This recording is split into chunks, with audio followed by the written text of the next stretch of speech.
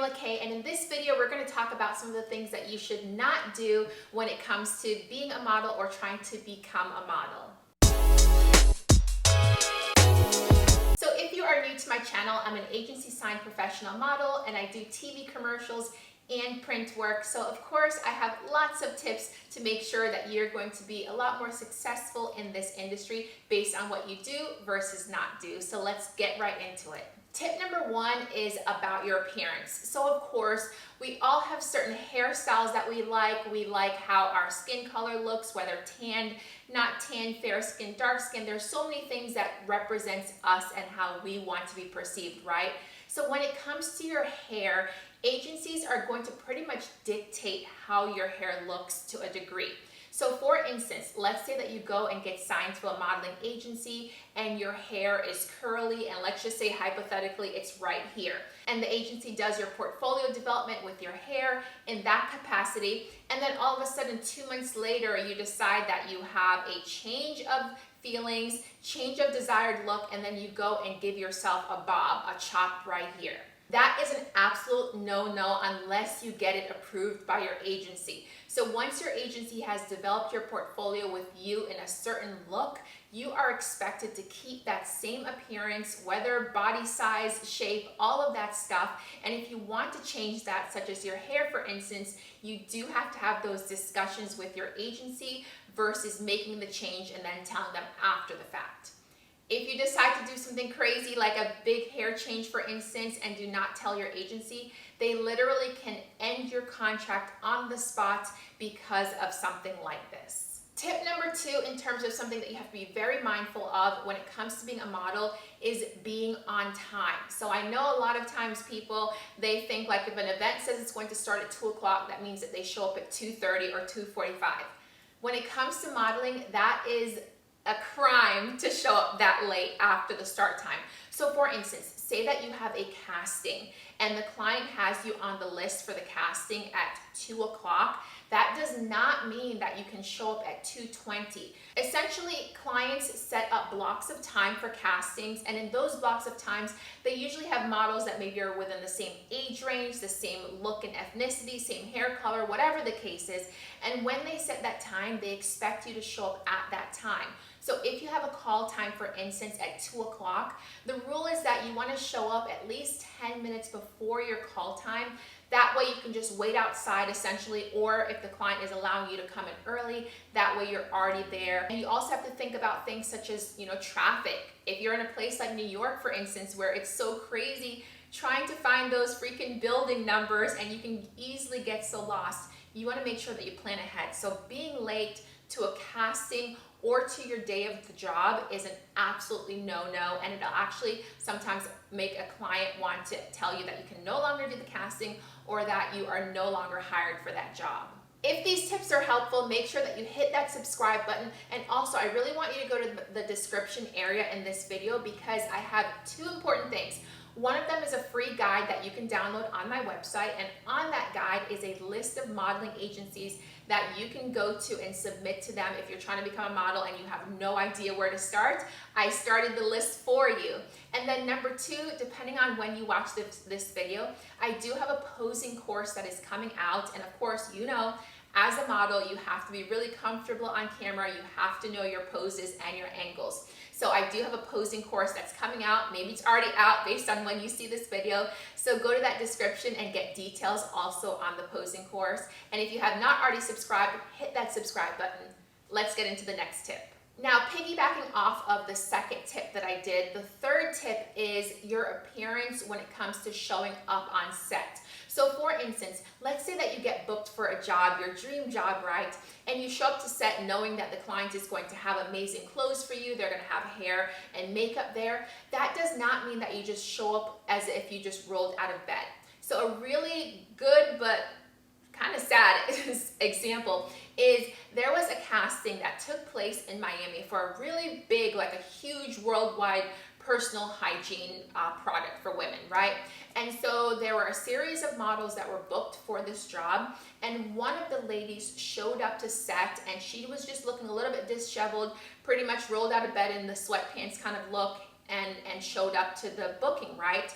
So So the client, when they saw her there, even though she booked this job that was literally going to pay her about $50,000 based on the type of job it was and the residuals that she was going to make, the client sent her home because when they saw her, they're like, this is not the same person that showed up to the casting, right? And so do not let your guard down just because you booked a job. You always want to make sure that you're 100% representing yourself in the same capacity or even better as what you did in the casting, because the job is never yours until you have fully done that job and you have left the shoot for that day. Along these same lines, in terms of how you show up with clothes presentation wise, never show up to set with wet hair. Do not expect that the stylist on set or the makeup artist is going to have time to blow dry your hair. So normally clients will say, come to set with clean face and washed hair. Washed hair does not mean wet hair. Washed hair means you've shampooed, conditioned it, and you have blow dried it yourself. Something else that you should be super mindful of when it comes to being a model, things that you should not do as a model, is referencing posting on social media. So for instance, let's just say hypothetically you are someone that smokes weed, smokes marijuana, whatever the case is, right? And that's your personal business. You still do not want to always be posting that type of content on your social media pages, because brands are coming to your page, agencies are coming to your page, and they're deciding if they want to offer you a modeling contract, a potential print or TV commercial booking, or a runway show with a major brand. And these companies, these agencies are thinking, is this person going to represent us well, or are we going to potentially get into some kind of controversy by hiring this specific model? So be careful of the type of content that you post in terms of what you're actually doing, and then the things that you're saying on your page. So of course you want to be authentic to yourself, but just be mindful of things that may be super controversial. They definitely could have an impact on you getting signed and or booking a paid modeling job. If you're liking these tips, make sure that you hit that subscribe button and also hit that bell notification button, because that's actually what alerts you to letting you know that I just posted a new video. And as always, there are so many questions that I get about the modeling industry. So if you have something specific that you want me to talk about that maybe you haven't heard me mention before, make sure that you drop that in the comments as well. And I do have a playlist that's specifically all about becoming a model, so feel free to check that out. All right, something else that you should not do when it comes to being a model. So once you're already signed to an agency and you do get booked on a job, and I'm talking about a lot of these things on set because that's the goal, right? We want you to be envisioning yourself of getting those jobs and being on set, so getting your mindset there, right?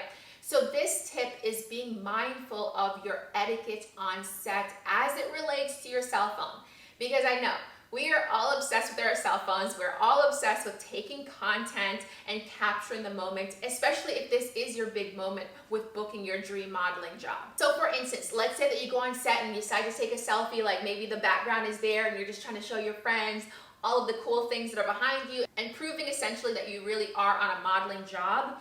You want to make sure that you, first of all, you get permission from the client to take behind the scenes content, because there are some clients who are perfectly fine with it and some clients where it's an absolutely no-no for you to capture content on their photo set.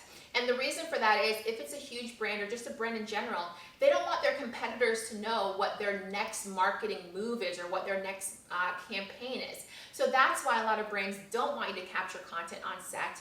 Now, let's say that maybe you did get permission to capture footage or whatever the case is. That does not mean that you're allowed to post it on social media at that time.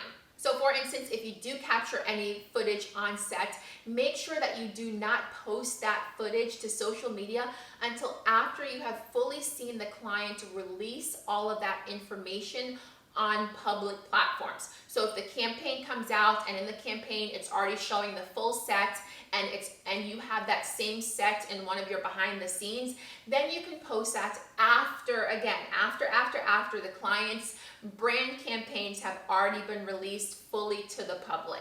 Really quick pause, if you're someone that's new to the modeling industry or you just want some more guidance from me one-on-one, I do offer 1-hour Zoom consultations with me. Just go to the link in my description and you will see the link to schedule a 1-hour call, and then we can go from there. My final tip in terms of things that you do not want to do when it comes to modeling, or at least final tip for now, is be mindful of those tan lines. So So for instance, I am someone who is in Florida right now, and it is super hot, although I feel like it's hot everywhere right now, depending on when you're watching this video. It is end of summer, right?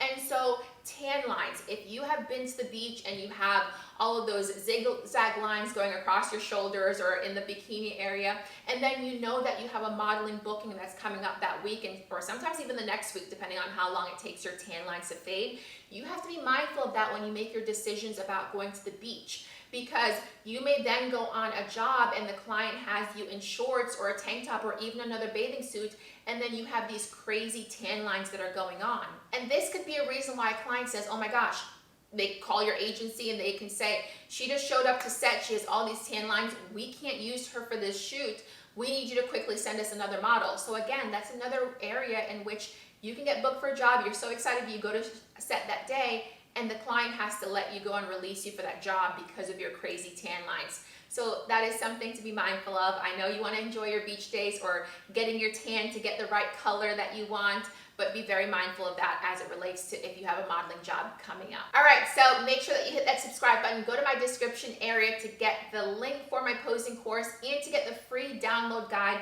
of modeling agencies that you can submit to. And any questions that you have, I look forward to reading them in the comments, and I will see you in the next video.